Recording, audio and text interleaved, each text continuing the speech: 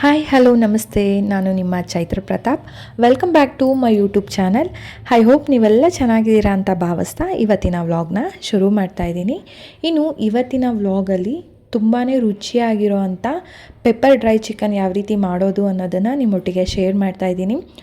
ವಿಡಿಯೋನ ಶುರು ಮಾಡೋದಕ್ಕೂ ಮುಂಚೆ ಯಾರು ಹೊಸದಾಗಿ ಚಾನಲ್ನ ನೋಡ್ತಿದ್ದೀರಾ ದಯವಿಟ್ಟು ಚಾನಲ್ನ ಸಬ್ಸ್ಕ್ರೈಬ್ ಮಾಡ್ಕೊಂಡು ನೋಡಿ ಅಂತ ಕೇಳ್ಕೊತೀನಿ. ಟೈಮ್ ವೇಸ್ಟ್ ಮಾಡೋದು ಬೇಡ, ಬನ್ನಿ ಯಾವ ರೀತಿ ಮಾಡೋದು ಅಂತ ನೋಡ್ಕೊಂಬರೋಣ. ತುಂಬಾ ರುಚಿ ಇರುತ್ತೆ.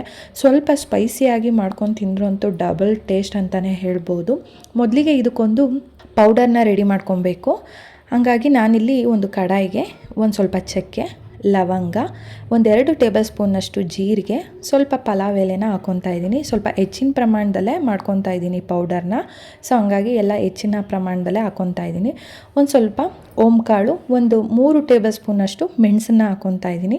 ಮೆಣಸು ಹೆಚ್ಚಾಗಿ ಹಾಕೋದ್ರಿಂದ ಸ್ವಲ್ಪ ಖಾರ ಜಾಸ್ತಿಯಾಗಿ ಸಿಗುತ್ತೆ, ಚೆನ್ನಾಗಿರುತ್ತೆ. ಈ ಥರ ಡ್ರೈ ಚಿಕನ್ ಎಲ್ಲ ಸ್ವಲ್ಪ ಸ್ಪೈಸಿಯಾಗಿ ಮಾಡ್ಕೊಂಡು ತಿಂದ್ರೇ ರುಚಿ ಇರೋ ಅಂಥದ್ದು. ಇನ್ನು ಇದನ್ನೆಲ್ಲ ರೋಸ್ಟ್ ಮಾಡ್ಕೊಳ್ಳುವಾಗ ಯಾವುದೇ ಥರ ಆಯಿಲನ್ನು ಬಳಸೋದು ಬೇಡ. ಸ್ವಲ್ಪ ಡ್ರೈ ಆಗೇ ರೋಸ್ಟ್ ಮಾಡಿ ಇಟ್ಕೊಬೇಕಾಗತ್ತೆ. ನಾನಿಲ್ಲಿ ಒಂದು 3 ಟೈಮ್ ಪೆಪ್ಪರ್ ಡ್ರೈ ಚಿಕನ್ ಮಾಡೋದಕ್ಕೆ ಬೇಕಾಗುವಷ್ಟು ಪೌಡರ್ನ ಮಾಡ್ಕೊಳ್ಳೋ ಪ್ರಮಾಣದಲ್ಲಿ ಹಾಕ್ಕೊಂಡಿರೋ ಅಂಥದ್ದು. ಆವಾಗಲೇ ನೀವು ಪೌಡರ್ ಮಾಡಿನೂ ಸಹ ಹಾಕ್ಕೊಬೋದು.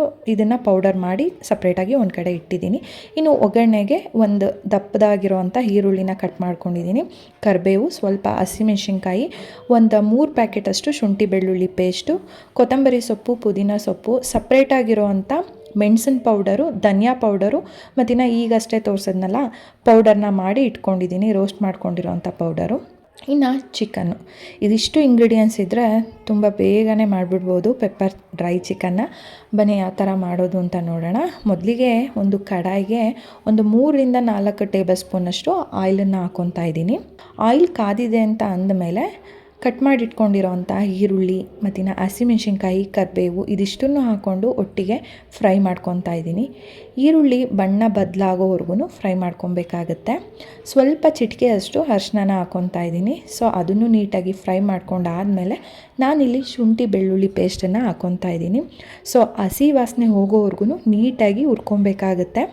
ನೆಕ್ಸ್ಟು ನಾನಿಲ್ಲಿ ಚಿಕನ್ನ ಹಾಕ್ಕೊತಾ ಇದ್ದೀನಿ. ಒಂದು 2 ರಿಂದ 3 ಟೈಮಷ್ಟು ನೀಟಾಗಿ ವಾಶ್ ಮಾಡಿ ಇಟ್ಕೊಂಡಿರೋವಂಥ ಚಿಕನ್ನು. ನೀರಿನಂಶ ಇರಬಾರ್ದು, ಆ ರೀತಿ ನೀಟಾಗಿ ಹಿಂಡಿ ಚಿಕನ್ನ ಹಾಕ್ಕೊಬೇಕಾಗತ್ತೆ. ಸೊ ನೀರಿನಂಶ ಇದ್ದಂಗೆ ಚಿಕನ್ನ ಹಾಕ್ಕೊಳ್ಳೋದಕ್ಕೆ ಹೋಗಬೇಡಿ. ಇನ್ ಕೇಸ್ ನೀವು ಆ ಥರ ಮಾಡಿದ್ರೆ ಟೇಸ್ಟು ಚೇಂಜ್ ಆಗೋಗ್ಬಿಡುತ್ತೆ. ನೋಡಿ, ಇದನ್ನು ನೀಟಾಗಿ ಮಿಕ್ಸ್ ಮಾಡ್ಕೊತಾ ಇದ್ದೀನಿ. ಇದೆಲ್ಲ ನೀಟಾಗಿ ಮಿಕ್ಸ್ ಆದಮೇಲೆ ನಾನಿಲ್ಲಿ ಉಪ್ಪನ್ನು ಹಾಕ್ಕೊತಾ ಇದ್ದೀನಿ. ಏನಂದರೆ ಡ್ರೈ ಚಿಕನ್ ಆಗಿರೋದ್ರಿಂದ ಉಪ್ಪನ್ನು ಎಷ್ಟು ಬೇಕು ಅಷ್ಟೇ ಹಾಕ್ಕೊಬೇಕು. ಮಸಾಲೆ ಹಾಕಿದರೆ ನಾವು ಸ್ವಲ್ಪ ಉಪ್ಪನ್ನು ಹೆಚ್ಚಿನ ಪ್ರಮಾಣದಲ್ಲಿ ಹಾಕ್ಕೊತೀವಿ. ಸೊ ನಾನಿಲ್ಲಿ ಯಾವುದೇ ಥರ ಮಸಾಲೆ ಹಾಕೋದಿಲ್ಲ, ನೀರನ್ನು ಹಾಕೋದಿಲ್ಲ. ಹಂಗಾಗಿ ಈಗೇನು ಚಿಕನ್ ಇದೆ ಅಷ್ಟಕ್ಕೆ ಮಾತ್ರನೇ ಉಪ್ಪನ್ನು ಹಾಕ್ಕೊಳ್ಳೋ ಅಂಥದ್ದು. ಸ್ವಲ್ಪ ನೋಡಿ ಉಪ್ಪನ್ನು ಹಾಕ್ಕೊಬೇಕಾಗತ್ತೆ, ಜಾಸ್ತಿ ಹಾಕ್ಕೊಳ್ಳೋದಕ್ಕೆ ಹೋಗಬೇಡಿ. ತುಂಬ ಉಪ್ಪು ಆಗಿಬಿಟ್ರೆ ತಿನ್ನೋದಕ್ಕೆ ಆಗೋದಿಲ್ಲ. ಸೊ ಉಪ್ಪೆಲ್ಲ ಹಾಕಾದ್ಮೇಲೆ ನೀಟಾಗಿ ಮಿಕ್ಸ್ ಮಾಡಿ ಬೇಯೋದಕ್ಕೆ ಬಿಡಬೇಕಾಗತ್ತೆ. ನೋಡಿ, ಯಾವುದೇ ಥರ ನೀರನ್ನು ಹಾಕಿಲ್ಲ, ಚಿಕನಲ್ಲೇ ಇರೋವಂಥ ನೀರಿನಂಶ ಬಿಟ್ಕೊಳ್ಳುತ್ತೆ. ಸೊ ನಾವೇನು ಮಾಡಬೇಕು, ನೀಟಾಗಿ ಇನ್ನೊಮ್ಮೆ ಮಿಕ್ಸ್ ಮಾಡ್ಕೊಬೇಕಾಗತ್ತೆ. ನಾನಿಲ್ಲಿ ನೆಕ್ಸ್ಟು ಒಂದು 2 ಟೇಬಲ್ ಸ್ಪೂನಷ್ಟು ಮೊಸರನ್ನ ಹಾಕ್ಕೊತಾ ಇದ್ದೀನಿ. ಮೊಸರು ಏನಕ್ಕಪ್ಪ ಹಾಕೋದು ಅಂತ ಅಂದರೆ, ಮೊಸರು ಹಾಕೋದ್ರಿಂದ ಚಿಕನ್ನು ಸಾಫ್ಟಾಗಿ ಬರುತ್ತೆ, ತಿನ್ನುವಾಗ ಚೆನ್ನಾಗಿರುತ್ತೆ. ಸೊ ಹಂಗಾಗಿ 2 ಟೇಬಲ್ ಸ್ಪೂನಷ್ಟು ಮೊಸರನ್ನ ಆ್ಯಡ್ ಮಾಡಿ ಒಂದು ಸಲ ಮಿಕ್ಸ್ ಮಾಡ್ಕೊಂಡಿದ್ದೀನಿ. ನೆಕ್ಸ್ಟು ನಾನಿಲ್ಲಿ 1 ಟೇಬಲ್ ಸ್ಪೂನಷ್ಟು ಧನಿಯಾ ಪೌಡರ್ನ ಹಾಕ್ಕೊತಾ ಇದ್ದೀನಿ. ಸೊ ನಾನ್ ವೆಜ್ ಅಡುಗೆ ಅಂತ ಅಂದಮೇಲೆ ಧನಿಯಾ ಪೌಡರ್ ಇದ್ರೇ ಚೆನ್ನಾಗಿರೋ ಅಂಥದ್ದು. ಸೊ ಇನ್ನು ನೀರಿನಂಶ ಎಲ್ಲ ಇದೆ ಅಲ್ವಾ, ಹಾಗಾಗಿ ಇದನ್ನೆಲ್ಲ ಮಿಕ್ಸ್ ಮಾಡಾದಮೇಲೆ ಆ ನೀರಿನಂಶ ಏನು ಬಿಟ್ಕೊಂಡಿರುತ್ತೆ ಅದೇ ನೀರಿನಂಶನಲ್ಲೇ ಚಿಕನ್ ಎಲ್ಲ ಚೆನ್ನಾಗಿ ಬೇಯಬೇಕಾಗತ್ತೆ. ಸೊ ಯಾವುದೇ ಕಾರಣಕ್ಕೂ ನೀರನ್ನು ಹಾಕೋದಕ್ಕೆ ಹೋಗಬೇಡಿ. ನೀರು ಹಾಕಿದ್ರೆ ಟೇಸ್ಟು ಚೇಂಜ್ ಆಗೋಗ್ಬಿಡುತ್ತೆ. ಸೊ ಹಂಗಾಗಿ ನೋಡಿ, ನೀರಿನಂಶ ಎಲ್ಲ ಹೀರ್ಕೊಂಡಾಗಿದೆ. ಚಿಕನ್ನು 90% ನೀಟಾಗಿ ಕಂಪ್ಲೀಟಾಗಿ ಬೆಂದಿದೆ. ನೆಕ್ಸ್ಟು ನಾನಿಲ್ಲಿ ಈಗ ಏನು ಪೆಪ್ಪರ್ಗೆ ಅಂತ ಪೌಡರ್ನ ಮಾಡಿಟ್ಕೊಂಡಿದ್ದೆ ಅದನ್ನು 1.5 ಟೇಬಲ್ ಸ್ಪೂನಷ್ಟು ಹಾಕ್ಕೊತಾ ಇದ್ದೀನಿ. ಅದ್ರ ಜೊತೆಗೆ ಇಲ್ಲಿ ಸಪ್ರೇಟಾಗಿ ಮನೆಯಲ್ಲೇ ಮೆಣಸನ್ನ ಪೌಡರ್ನ ಮಾಡಿಟ್ಕೊಂಡಿದ್ದೆ. ಸೊ ಅದನ್ನು ಅಷ್ಟೇ 1 ಟೇಬಲ್ ಸ್ಪೂನಷ್ಟು ಹಾಕ್ಕೊತಾ ಇದ್ದೀನಿ. ನಿಮ್ಗೇನಾದರೂ ಇನ್ನೂ ಖಾರ ಬೇಕು ಅಂತ ಅಂದರೆ ಮೆಣಸು ಪೌಡರ್ನೇ ಹೆಚ್ಚಾಗಿ ಹಾಕ್ಕೊಳ್ಳಿ. ಆ ಪೆಪ್ಪರ್ಗೆ ಅಂತಲೇ ಪೌಡರ್ ಮಾಡ್ಕೊಂಡಿದ್ದೀವಲ್ಲ ಅದನ್ನು 1 ಟೇಬಲ್ ಸ್ಪೂನ್ ಅಷ್ಟೇ ಹಾಕ್ಕೊಬೇಕಾಗತ್ತೆ. ಖಾರ ಬೇಕು ಅಂದರೆ ಸಪ್ರೇಟಾಗಿ ಮೆಣಸು ಪೌಡರ್ ಇರುತ್ತಲ್ಲ ಅದನ್ನು ಹಾಕ್ಕೊಳ್ಳಿ. ಸೊ ಇದನ್ನೆಲ್ಲ ನೀಟಾಗಿ ಮಿಕ್ಸ್ ಮಾಡಾದಮೇಲೆ ಸ್ಟವ್ನ ಆಫ್ ಮಾಡಿ ಪುದೀನ ಸೊಪ್ಪು, ಕೊತ್ತಂಬರಿ ಸೊಪ್ಪು ಏನಿದೆ ಅದನ್ನು ನೀಟಾಗಿ ಕಟ್ ಮಾಡಿ ಹಾಕೊಬೇಕಾಗತ್ತೆ. ಇದು ಒಂದು ಕಡೆ ಪಾರ್ಟಲ್ಲ. ಆದರೆ ನೆಕ್ಸ್ಟ್ ನಾವೇನು ಇವಾಗ ಮಾಡ್ತಾಯಿದ್ದೀನಿ ಇದೇ ಹೆಚ್ಚಿನ ರುಚಿ ಕೊಡುವಂಥದ್ದು. ಈ ಪೆಪ್ಪರ್ ಚಿಕನ್ಗೆ ಸಪ್ರೇಟಾಗಿ ಒಂದು ಒಗ್ಗರಣೆನ ಕೊಡ್ತಾಯಿದ್ದೀನಿ. ಸೊ ಈ ಒಗ್ಗರಣೆ ಕೊಡೋದ್ರಿಂದ ತುಂಬಾ ರುಚಿ ಇರುತ್ತೆ. ನೋಡಿ, 1-2 ಟೇಬಲ್ ಸ್ಪೂನಷ್ಟು ಎಣ್ಣೆನ ಹಾಕ್ಕೊಂಡಿದ್ದೀನಿ. ಒಂದು ಸ್ವಲ್ಪ ಬೆಳ್ಳುಳ್ಳಿನ ಜಜ್ಜಿ ಎಣ್ಣೆಗೆ ಹಾಕ್ಕೊತಾ ಇದ್ದೀನಿ. ಇದನ್ನು ನೀಟಾಗಿ ಚೆನ್ನಾಗಿ ರೋಸ್ಟ್ ಮಾಡ್ಕೊಬೇಕಾಗತ್ತೆ. ಅದ್ರ ಜೊತೆಗೆ ಒಂದು ಅರ್ಧ ಈರುಳ್ಳಿ, ಸ್ವಲ್ಪ ದಪ್ಪ ಸೈಜಲ್ಲಿ ಕಟ್ ಮಾಡ್ಕೊಂಡಿರೋ ಅಂಥ ಈರುಳ್ಳಿ, ಅಂದರೆ ಎಳೆ ಮಾತ್ರ ತೊಗೊಬೇಕಾಗತ್ತೆ ಈರುಳ್ಳಿದು. ನೋಡಿ ಈ ಥರ. ಇದ್ರ ಜೊತೆಗೆ ನೀವು ಕರಿಬೇವನ್ನು ಸಹ ಹಾಕೊಬೋದು, ಚೆನ್ನಾಗಿರುತ್ತೆ. ಸೊ ನಾನಿಲ್ಲಿ ಕರಿಬೇವು ಕಮ್ಮಿ ಇತ್ತು, ಹಂಗಾಗಿ ಒಗ್ಗರಣೆಗೆ ಮಾತ್ರನೇ ಹಾಕ್ಕೊಂಡಿದ್ದೀನಿ. ಇದನ್ನು ನೀಟಾಗಿ ಎಣ್ಣೆಯಲ್ಲಿ ರೋಸ್ಟ್ ಮಾಡ್ಕೊಬೇಕು, ಅಂದರೆ ಕಂಪ್ಲೀಟಾಗಿ ಕಲರ್ ಚೇಂಜ್ ಆಗಬೇಕು. ಜಾಸ್ತಿನೇ ರೋಸ್ಟ್ ಮಾಡ್ಕೊಬೇಕಾಗತ್ತೆ. ಇದನ್ನು ರೋಸ್ಟ್ ಮಾಡಿಕೊಂಡು ನಾವೀಗ ಆಲ್ರೆಡಿ ಪೆಪ್ಪರ್ ಚಿಕನ್ ಏನು ರೆಡಿ ಆಗಿದೆ ಅದ್ರ ಮೇಲೆ ನಾವು ಹಾಕೋದ್ರಿಂದ ಫ್ಲೇವರ್ ತುಂಬಾ ಚೆನ್ನಾಗಿರುತ್ತೆ.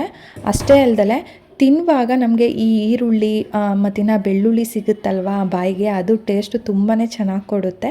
ಸೊ ನೀವೊಂದು ಸಲ ಈ ಥರ ಟ್ರೈ ಮಾಡಿ, ತುಂಬ ಚೆನ್ನಾಗಿರುತ್ತೆ. ಇಲ್ಲ ಇದನ್ನು ನೀವು ಸ್ಕಿಪ್ ಮಾಡ್ತೀನಿ ಅಂತ ಅಂದರೆ ಇವಾಗ ನಾನು ಆಲ್ರೆಡಿ ಏನು ಲಿಡ್ನ ಕ್ಲೋಸ್ ಮಾಡಿ ಇಟ್ಟಿದ್ದೀನಿ ಅಷ್ಟನ್ನು ಮಾಡ್ಕೊಂಡು ತಿಂದ್ರೂ ಚೆನ್ನಾಗಿರುತ್ತೆ. ಬಟ್ ಇದೊಂದು ಸಲ ಟ್ರೈ ಮಾಡಿ, ತುಂಬ ಅಂದರೆ ತುಂಬಾ ಚೆನ್ನಾಗಿರುತ್ತೆ. ಯಾಕೆಂದರೆ ನಾವು ಒಗ್ಗರಣೆಗೆ ಈರುಳ್ಳಿ ಹಾಕಿರ್ತೀವಿ ಅಲ್ವಾ, ಅದು ಚಿಕನ್ ಜೊತೆಗೆ ಎಲ್ಲ ಬೆಂದಾದ್ಮೇಲೆ ಅಷ್ಟು ಬಾಯಿಗೆ ಸಿಗೋದಿಲ್ಲ.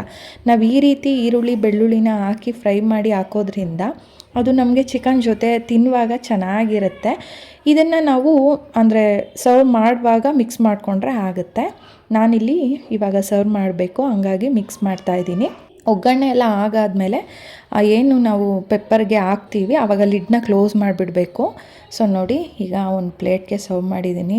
ತುಂಬ ಅಂದರೆ ತುಂಬಾ ರುಚಿ ಇರುತ್ತೆ, ಸಿಕ್ಕಾಪಟ್ಟೆ ಟೇಸ್ಟಿಯಾಗಿರುತ್ತೆ. ತುಂಬ ಕ್ವಿಕ್ಕಾಗಿ ಮಾಡುವಂಥ ರೆಸಿಪಿ ಅಂತಲೇ ಹೇಳ್ಬೋದು. ಸೊ ನಾನು ತೋರಿಸಿರೋ ಥರ ನೀವೊಂದು ಸಲ ಟ್ರೈ ಮಾಡಿ, ಹೇಗಿದೆ ಅಂತ ಕಮೆಂಟಲ್ಲಿ ತಿಳಿಸಿ. ವಿಡಿಯೋನ ಪೂರ್ತಿಯಾಗಿ ನೋಡಿದ್ದೀರಾ ಅಂತ ಭಾವಿಸ್ತೀನಿ. ನಿಮಗೆ ಇಷ್ಟ ಆಗಿದರೆ ದಯವಿಟ್ಟು ಒಂದು ಲೈಕ್ ಕೊಡಿ. ಯೂಸ್ಫುಲ್ ಅನಿಸಿದ್ರೆ ವಿಡಿಯೋನ ಶೇರ್ ಮಾಡಿ. ದಯವಿಟ್ಟು ಚಾನಲ್ನ ಸಬ್ಸ್ಕ್ರೈಬ್ ಮಾಡ್ಕೊಂಡು ನೋಡಿ. ಮತ್ತೆ ಇನ್ನೊಂದು ವ್ಲಾಗ್ ಜೊತೆ ಸಿಗ್ತೀನಿ. ಅಲ್ಲಿವರೆಗೂ ಸಿ ಯು. ಬಾಯ್ ಸ್ನೇಹಿತರೆ. Thank you.